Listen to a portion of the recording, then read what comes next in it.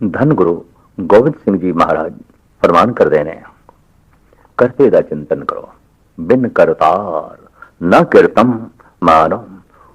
वो जो एक है ओंकार दी धुन है, उसे ते उत्पत्ति पालना नाश हो रहे हैं। और वो सत्य है, मिथ्या नहीं।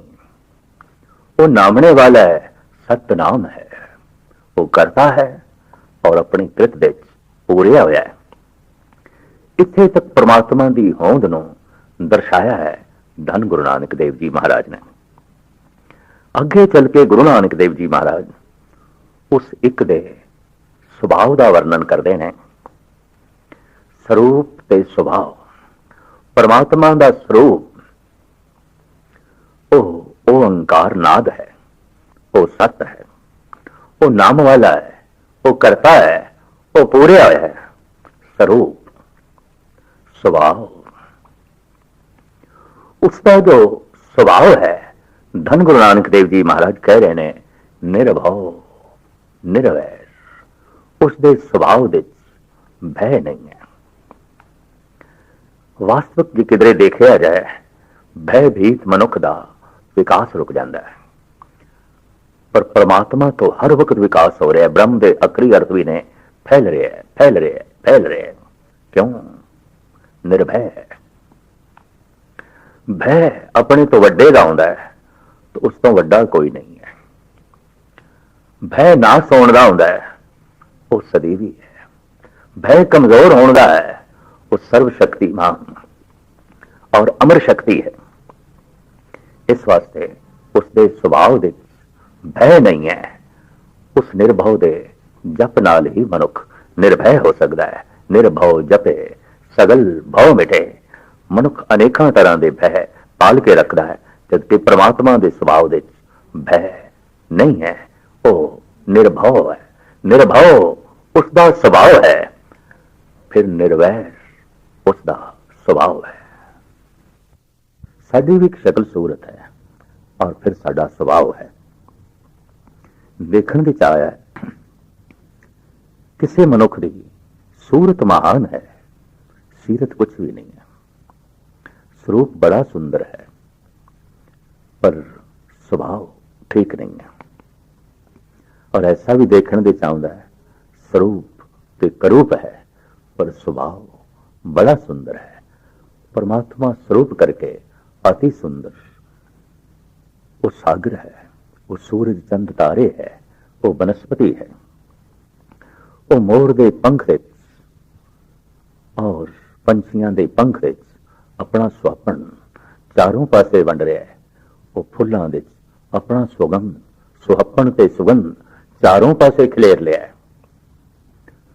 वो सूरज चंद तारियां दे रूप दे अपना प्रकाश सुहापन चारों पासे फैला रहा है। अत्यंत सुंदरता का बोध उसनों होंदा है जिसनों किसी हद तक परमात्मा की याद आ जाए। दिस पैंदा है उसका स्वरूप अति सुंदर है, अति सुंदर है। ऐसो सुंदर बरन न साको, ताकि उपमा जात न कहोरी। ऐसा सुंदर है, उसकी महिमा बयान नहीं की जा सकती। उसके स्वभाव दे वैर नहीं है। वैर अक्सर शरीकां नाल आउंदा है, उसका कोई शरीक ही नहीं है, वो ला शरीक है। तो निर्भव है, निर्वैर है। फिर गुरु नानक देव जी महाराज कहते ने, वो अकाल है, वो जो एक है, वो ओंकार है। वो जो ओंकार है, वो जो ध्वनि के रूप में ओंकार है, केवल एक है। वो सत्य है, ओदा नाम सत्य है। वो करता है, अपनी कृत दे पूरे होया है। स्वभाव दे भय रहत है, वह रहत है। उदी होन काल रहत है, अकाल। समा हर एक नूं खा जाता है, सब कुछ समय देता है। काल पाए ब्रह्मा बपदरा, काल पाए सूजो अवतारा। काल पाए कर बिसन प्रकाशा, सकल काल का कियो तमाशा। सब समय का तमाशा, लेकिन परमात्मा समय का तमाशा नहीं। समय विच वो है ही नहीं, अकाल। ਉਹ ਕਾਲ ਦੇ ਚ ਨਹੀਂ ਹੈ, ਸਮੇਂ ਦੇ ਚ ਨਹੀਂ ਹੈ। ਸਮੇਂ ਦਾ ਗੇੜ ਉਸ ਨੂੰ ਖਾ ਨਹੀਂ ਸਕਦਾ, ਉਹ ਤੈ ਕਾਲ ਦਰਸੀ ਹੈ। ਬਕਾਇਦਾ ਕਾਲ ਦੀ, ਸਮੇਂ ਦੀ ਵਿਦਵਾਨਾਂ ਨੇ ਵੰਡ ਕੀਤੀ ਹੈ। ਮਾਜ਼ੀ, ਹਾਲ, ਮੁਸਤਕਬਿਲ, ਭੂਤ, ਭਵਿਸ਼, ਵਰਤਮਾਨ। ਕੋਈ ਪਰਮਾਤਮਾ ਦਾ ਭੂਤ ਕਾਲ ਨਹੀਂ। ਅਸੀਂ ਨਹੀਂ ਕਹਿ ਸਕਦੇ ਪਰਮਾਤਮਾ ਹੋਇਆ ਸੀ, ਉਹ ਕੋਈ ਭੂਤ ਕਾਲ ਦੀ ਘਟਨਾ ਨਹੀਂ। ਕੋਈ ਪਰਮਾਤਮਾ ਭਵਿਸ਼ ਦੀ ਸੰਭਾਵਨਾ ਨਹੀਂ ਕਿ ਪਰਮਾਤਮਾ ਹੋਵੇਗਾ। ਪਰਮਾਤਮਾ ਹੈ ਸੋ ਹੈ, ਉਹ ਤੇ ਅਕਾਲ ਹੈ। ਲੇਕਿਨ ਕਿਧਰੇ ਫਿਰ ਇਹ ਖਿਆਲ ਨਾ ਪੈਦਾ ਹੋ ਜਾਏ, ऐसा जो परमात्मा है वो कल्पना हो सकता है, ख्याल हो सकता है। एकदम गुरु नानक कहते हैं मूर्त मूर्तिमान है, ख्याल मात्र नहीं है, हकीकत है। कल्पना नहीं है, सच्चाई है। मिथ नहीं है, सत्य है। मूर्तिमान है, मूर्त है। अगर मूर्त है तो फिर किसी ने बनाया होगा। मूर्त है तो किसी तो जमिया होगा। जरूरी उसके कोई तात मात होणगे। तो एकदम गुरु नानक देव जी महाराज फरमान करते हैं, अजो नहीं, वो जन्म दे च नहीं है, योनिया दे च नहीं है, वो तात मात नहीं ने। धन गुरु गोबिंद सिंह जी महाराज ते साफ फरमान करते हैं, ना तात है, ना मात है, ना जात है, ना पात है। ਉਹਦੀ कोई जात पात नहीं, वो अजौनी है, क्योंकि किसी ने जन्म ही नहीं दिता। अजौनी है, ऐसी मूर्त है जो अकाल है, समा जिसनों नहीं खा सकता। ऐसी मूर्त है जिसनों किसी ने जन्म नहीं दिता। अजौनी, ਉਹਦੇ तात मात नहीं है, ਉਹਦੀ जात पात नहीं है, ਉਹਦਾ चक्र चैन भी नहीं है, ਉਹਦਾ विशेष कोई रंग रूप भी नहीं है। धन गुरु गोबिंद सिंह जी महाराज बड़ी सुंदर व्याख्या करते हैं, चक्र चैन अर बरन जात अर पात न हिंजे, रूप रंग अर रेख वेख को कह न सकत कह, अचल मूरत अनुभव प्रकाश अमितोज कहिजे। वो अनुभव प्रकाश है, अनुभव विच आ सकता है। सारा आकार निराकार तो आया और सारा आकार निराकार विच विलीन हो जाता है। एक उदाहरण, सुंदर फुल खिड़िया है, सोहना रंग लेके, सोहना रूप लेके, सोहना आकार लेके, समा पा के सुक गया, कुमला गया, मुरझा गया, डिगन लग पे, रंग खो गया, रूप खो गया, आकार खो गया, किथे खो गया। इतना सोहना आकार, इतना सोहना रूप, इतना सोहना रंग किथे खो गया। ये रंग उत्थे खो गया जिसका कोई रंग नहीं, ये आकार उत्थे खो गया जिसका कोई आकार नहीं। असी देखते हैं मनुख का बड़ा सोहना आकार, ना दफन करिए, ना मृतक लाश नूं जलाइए तां भी पिया पिया खाक हो जाएगा। रूप, चक्र, चैन, वरन सब खो जाएंगे। ये गोरा सी, काला सी, हुण इस करंग तो कुछ नहीं पता चल रहा, इस हड्डियां दे ढांचे तो कुछ भी नहीं पता चल रहा। खो गया सारा रूप, खो गया सारा रंग, खो गया सारा आकार, और एक दिन हड्डियां भी बिल्कुल मिट जांदियां ने, मिट्टी हो जांदियां ने। आकार सारे दा सारा निराकार विच खो जाता है और आकार सारे दा सारा निराकार तो ही आउंदा है। ऐसा जो निराकार है अजौनी है, उसनूं किसी ने जन्म नहीं दिता तो संसार खड़ा हो सकता है। आखिर वो फिर किस तरह है, उदी होंद किस तरह दी है, किवें आलमे वजूद दे चाई। तो धन गुरु नानक देव जी महाराज एकदम फरमान करते हैं, सैभंग स्वयं भू, वो अपने आप तो आप ही भू होया है, प्रगट होया है। आप ही ने आप साजो, आप ही ने रचियो ना, उसने अपनी साजना आप की थी।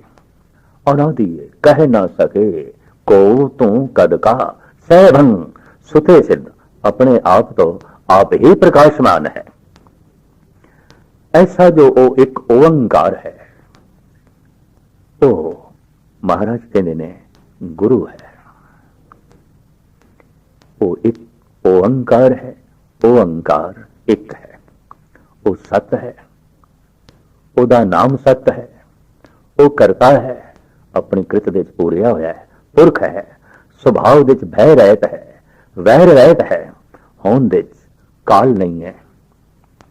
ਮੂਰਤੀਮਾਨ ਹੈ ਪਰ ਕਿਸੇ ਨੇ ਜਨਮ ਨਹੀਂ ਦਿੱਤਾ, ਆਪਣੇ ਆਪ ਤੋਂ ਪ੍ਰਕਾਸ਼ਮਾਨ ਹੈ। ਸੈਭੰ ਉਹ ਗੁਰੂ ਹੈ, ਜਿਤਨਾ ਵੀ ਗਿਆਨ ਹੈ ਜਗਤ ਵਿੱਚ ਉਸੇ ਤੋਂ ਹੀ ਆਉਂਦਾ ਹੈ। ਐਸਾ ਕੁਛ ਵੀ ਨਹੀਂ ਜੋ ਉਸ ਤੋਂ ਬਿਨਾ ਆਉਂਦਾ ਹੈ। ਅਗਰ ਗਿਆਨ ਵੀ ਉਸ ਤੋਂ ਬਿਨਾ ਆ ਰਿਹਾ ਹੈ तो भगवान के मुकाबले ते कोई होर है, परमात्मा के मुकाबले ते कोई होर है। दृश्य अनदृश्य सारे अनुभव विचारा गहराइयां सब दियां सब परमात्मा तो आउंदियां ने। जब सारे का सारा ये ज्ञान परमात्मा तो आ रहा है तो ज्ञान देने दे नाते वो गुरु है। अगर ज्ञान देने दे नाते परमात्मा गुरु है तो ज्ञान लैण दे नाते सारे का सारा संसार सिख है। सिख है, पंछी सिख ने, पशु सिख ने, मनुख सिख ने, वनस्पति सिख है, सौरव ब्रह्मंड सिख है। शिक्षा ग्रहण कर रहा है किस तो? परमात्मा तो, क्योंकि वही सारियां दा गुरु है। आद अंत एक है अवतारा, सोई गुरु समझो हमारा। एक अपने आप विच ऐसा विषय है गुरु। मनुख जाति बहुत वड्डे भरम भुलेखियां दे च परमात्मा बारे, गुरु बारे। परमात्मा दे अखरी अर्थ परम प्रकाश, गुरु दे अखरी अर्थ ज्ञान देने वाला भाव ज्ञान। जो प्रकाश दे रूप विच परमात्मा है वही ज्ञान दे रूप विच गुरु है, और जो ज्ञान दे रूप विच गुरु है वही प्रकाश के रूप विच परमात्मा है। उसे ही प्रकाश तो सारा ज्ञान आया है। इस वास्ते गुरु ते परमात्मा एक ही ने। नानक सो दे सिमरत वेद, पार ब्रह्म गुर नाई भेद। अगर ये 5000 साल का इतिहास पढ़िए, गहराई नाल वाचिए और थोड़ा जिहा इस तो पिछे चले जाइए, जब मंदिर मस्जिदां गुरुद्वारे चर्च नहीं सन, जद ये अवतारी पुरुष भी नहीं सन, श्री कृष्ण श्री राम विष्णु और गुरु नानक आलमे वजूद विच नहीं आए सन, जद ये धर्म ग्रंथ भी नहीं सन, वेद नहीं सन, शास्त्र नहीं सन, कुरान नहीं सी, धन गुरु ग्रंथ साहब जी महाराज जी ये रूपरेखा नहीं सी, तो क्या वाकई कोई भगत नहीं सी, कोई संत नहीं सी, कोई रब नाल जुड़ी हुई आत्मा नहीं सी? ऐसा तो असीं मन नहीं सकते। हर जुग जुग भगत उपाया, पैज रखदा आया राम राजे। कोई युग भगतां तो खाली नहीं रहा। हर समय संत होए ने, हर समय भगत होए ने। ते जे हर समय भगत होए ने, हर समय संत होए ने, तो किसी न किसी थां तो ते प्रेरणा लेंदे होणगे ना। कित्थों लेंदे रहे? ये अज दीआं मस्जिदां ते नहीं सन। अगर सही आंकड़े पेश करिए, 3500 साल पहले सनातनी मंदिर नहीं सन। 2000 साल पहले बौद्ध मठ नहीं सन। 1700 साल पहले चर्च नहीं सन। और इसी तरीके नाल 450 साल पहले गुरुद्वारे नहीं सन। 1300 साल पहले मस्जिदां नहीं सन। और थोड़े जिहा अगे जाइए, 5000 साल पहले श्री राम नहीं सन। 3500 साल पहले श्री कृष्ण नहीं सन। 2500 साल पहले महात्मा बुद्ध स्वामी महावीर नहीं सन। 2000 साल पहले हजरत ईसा नहीं सन।